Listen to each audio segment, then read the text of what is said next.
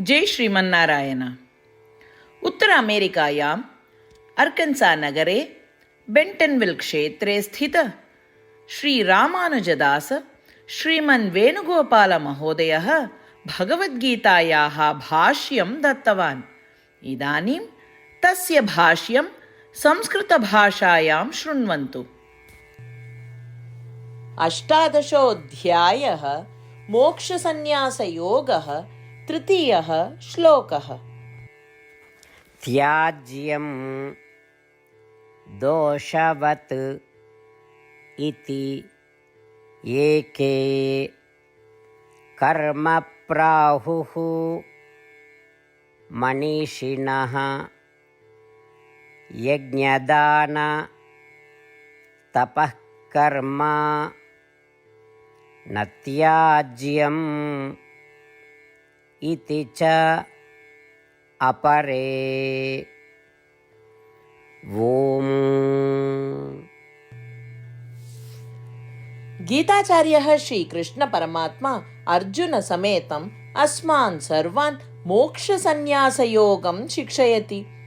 परमात्मा वदति, अर्जुन, केचन ज्ञानिनः सर्वकर्माणि त्यक्तव्यानि यतः कर्माणि दोषवत् इति वदन्ति, परन्तु अपरः केचन यज्ञ दान तपक्रियाः ये वैदिकक्रियाः भवन्ति कदापि न त्याज्याः इति वदन्ति। एवं श्रीकृष्ण परमात्मा अत्र सांख्ययोगिनां तथा अपरज्ञानिनां मतान् वर्णयति।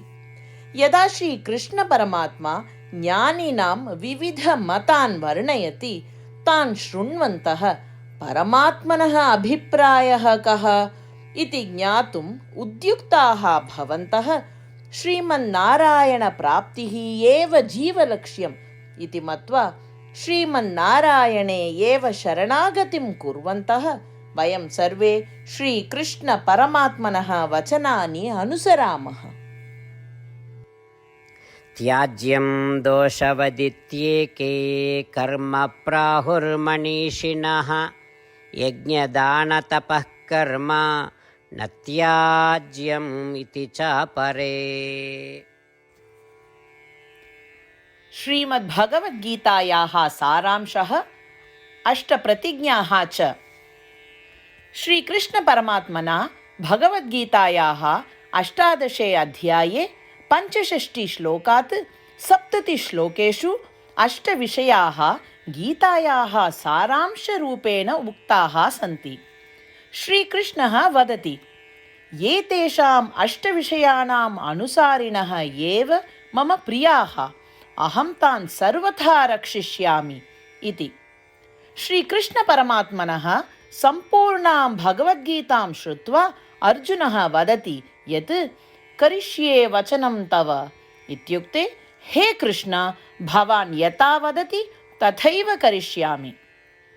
अत एव श्रीकृष्णः सर्वविधसाफल्येन जयेन च अर्जुनम् अनुगृहीतवान् अस्ति। वयमपि एतान् 8 विषयान् अनुसरेम इति प्रतिज्ञां कुर्मः। अस्य वचनस्य अपेक्षया अन्य पूजा तपः यज्ञः किमपि नास्ति एव। एताः 8 प्रतिज्ञाः स्वमनसि हृदये च धारयन्तु। एतया प्रतिज्ञया श्रीकृष्णस्य प्रीतं मुखं वयं पश्येम। इदानीम् अस्माकम् 8 प्रतिज्ञाः। भो श्रीमन्नारायण, यथा सूचितं भवता अहं सदा भवन्तं ध्यायामि। भो श्रीमन्नारायण, यथा उपदिष्टं भवता अहं सदा भक्तो भवामि। भो श्रीमन्नारायण, भवान् यावत् तृप्तिः भवेत् तावत् भवन्तं सेविष्ये। भो श्रीमन्नारायण, मम महती विश्वासः यत् अहं भवतः भक्तोऽस्मि। बद्धाञ्जलि भूत्वा भवन्तं सदा वन्दे। भो श्रीमन्नारायण, अहं भवतः वचनानि स्मरामि। मामेकं शरणं व्रज। भो श्रीमन्नारायण, भवतः चरणे एव आगतोऽस्मि। भो श्रीमन्नारायण, पुनः स्मरामि भवतः वचनं मा शुच। अहं कदापि न दुःखो भवामि। भो श्रीमन्नारायण, श्रीमद्भगवद्गीताम् अस्मभ्यं दत्त्वा अस्मान् सर्वान् अनुगृहीतवान् अस्ति। प्रतिदिनं भगवद्गीतायाः एकं श्लोकं वा शृणोमि उत वदामि इति प्रतिज्ञां करिष्ये। भो श्रीमन्नारायण, सर्वेभ्यः मानवेभ्यः भगवद्गीता भवता अनुगृहीता अस्ति। अज्ञातेभ्यः जनेभ्यः अपि एतां भगवद्गीतां नेतुं यतिष्ये। भो श्रीमन्नारायण, यथा भवता उक्तं तथा करिष्ये। यथा भवतः इच्छा तथैव आचरणं करिष्ये। भवतः एव सेवां करिष्ये। यदि एवं श्रीमन्नारायणस्य वचनं पालयेम तर्हि तदेव प्रत्येकस्य पूजा भविष्यति। पूर्णविश्वासेन पुनः प्रतिज्ञां कुर्मः।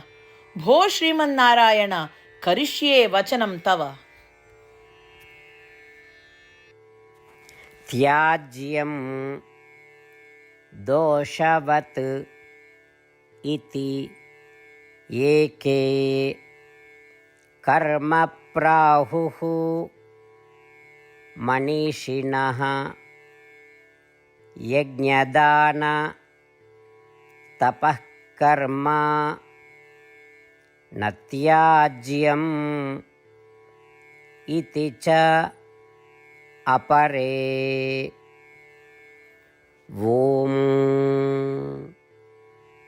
त्याज्यं दोषवदित्येके कर्म प्राहुर्मनीषिणः यज्ञदानतपः कर्म न त्याज्यम् इति च परे।